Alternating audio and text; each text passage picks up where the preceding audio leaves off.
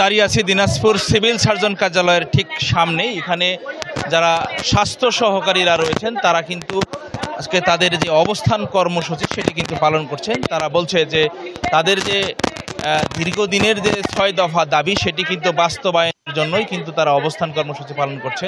তারা বলছে যে স্বাস্থ্য অধিদপ্তর কর্তৃক প্রস্তাবিত মাঠ পর্যায়ে কর্মরত স্বাস্থ্য সহকারীদের নিয়োগ বিধি সংশোধনপূর্বক স্নাতক সমমান বিজ্ঞান সংযুক্ত করে ১৪তম গ্রেড প্রদান ও ইন সার্ভিস ডিপ্লোমা প্রশিক্ষণের মাধ্যমে ১১তম গ্রেডে উন্নতিকরণ, টেকনিক্যাল পদমর্যাদা প্রদান পদোন্নতির ক্ষেত্রে ধারাবাহিকভাবে পরবর্তীতে উচ্চতর গ্রেড প্রদান সহ ৬ দফা দাবিতে তারা কিন্তু অবস্থান কর্মসূচি পালন করছে।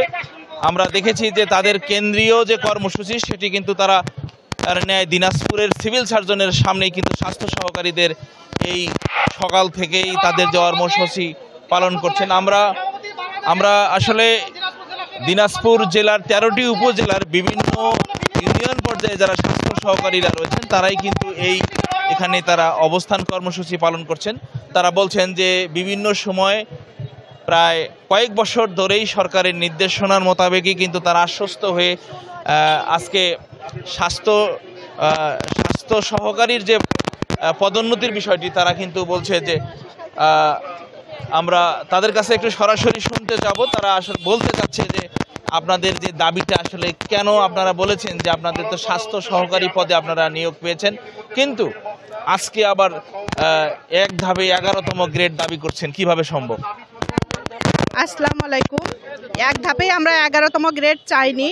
আসলে আমরা কাজ করি টেকনিক্যাল কাজ, কিন্তু আমাদেরকে টেকনিক্যাল পদমর্যাদা দেয়া হয়নি। আমরা নন টেকনিক্যাল পদমর্যাদায় আছি। যারা গরু ছাগলকে টিকা দেয় তারা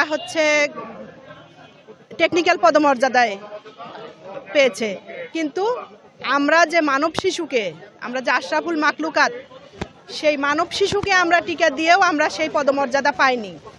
আমাদের এই আন্দোলন ১৯৭৯ সাল থেকে। আমরা আরেকজনের সাথে একটু কথা বলবো যে আপনারা বলছেন যে স্বাস্থ্য সহকারী পদে আপনারা একইভাবে আপনারা কয়েকজনে আপনারা কাজ করছেন। কেউ পশুদের টিকা দিচ্ছে বা পশুদেরকে চিকিৎসা ক্ষেত্রে তাদেরকে টেকনিক্যাল পদমর্যাদা দেওয়া হচ্ছে, এবং আপনারা যারা স্বাস্থ্য সহকারী বা মানব দেহের বা মানবের টিকা প্রদান করছেন আপনাদেরকে এখানে বৈষম্য রাখা করা হয়েছে বলে আপনারা দাবি করছেন। আসলে বিষয়টি যদি একটু ক্লিয়ার করতেন। আসলে প্রাণী সম্পদ অফিসের ভেটেরিনারি অ্যাসিস্ট্যান্ট তারা ১৭তম গ্রেডে ছিল, কিন্তু আমরা ছিলাম ১৬তম গ্রেডে। আমাদের অতি দুর্ভাগ্যের বিষয়, আমরা টেকনিক্যাল কাজ করি। আপনাকে ইতিমধ্যে এর আগে অবগত করানো হয়েছে যে আমরা বিসিজি টিকা দেয় জন্মের পরে। বিসিজির পাশাপাশি আরও সংক্রামক রোগ, diphtheria, pertussis, tetanus toxoid, hepatitis B, Haemophilus influenza B, pneumococcal জনিত নিউমোনিয়া, আমাদের মিজলস, রুবেলা এবং পোলিওমাইলাইটিস, এইটা 10টা সংক্রামক ব্যাধির রোগ যেগুলোর আমরা ভ্যাকসিন দেই। এটা সম্পূর্ণ টেকনিক্যাল কাজ। আমরা টেকনিক্যাল কাজ করি, কিন্তু নন টেকনিক্যাল, এবং অতি দুর্ভাগ্যজনক বিষয় আমরা 16তম গ্রেডেও আছি। যারা আমাদের অন্যান্য ডিপার্টমেন্টের সহকর্মী ভাইরা যারা 17তম গ্রেডে ছিল তারা এখন অলরেডি টেকনিক্যাল 11তম গ্রেডে আছে, কিন্তু দুর্ভাগ্যের বিষয় আমরা সেই 16তম গ্রেডেই পড়ে আছি। শুধু তাই না, একটা অদ্ভুত ব্যাপার আমাদের এই ডিপার্টমেন্টে, আমরা যে গ্রেডে ঢুকি সেই গ্রেডে আমাদেরকে রিটায়ারমেন্টে যেতে হয়। এটা অত্যন্ত দুর্ভাগ্যজনক বিষয়। এই জন্য আমি মিডিয়ার মাধ্যমে আকুল আহ্বান জানাচ্ছি কর্তৃপক্ষকে, আমাদের টেকনিক্যাল স্কেল, আমরা টেকনিক্যাল কাজ করি, টেকনিক্যাল স্কেলে করণীয় করতে সরাসরি সরকারের নির্বাহী আদেশে আমরা অর্ডার চাই। আসলে তারা চাচ্ছিল যে বর্তমান সরকার যেহেতু নির্বাহী আদেশের মাধ্যমেই অনেক সমস্যার সমাধান করছে, তারাও চাচ্ছে যে যেহেতু তারা দীর্ঘদিনের এই আন্দোলন, তারা বলছে যে দ্রুত সময়ের মধ্যে যদি এই সরকারের এই বিষয়টি তদন্তপূর্বক বা একটি কমিটি গঠন করে, সার্চ কমিটি গঠন করে তাদের যে সমস্যাগুলো রয়েছে সেটি সঠিক তদন্তপূর্বক তাদের যে যৌক্তিক দাবি সেটি কিন্তু তারা এই যৌক্তিক দাবি যথাসময় বা খুব দ্রুত সময়ের মধ্যে বাস্তবায়নের জন্য দাবি করছেন।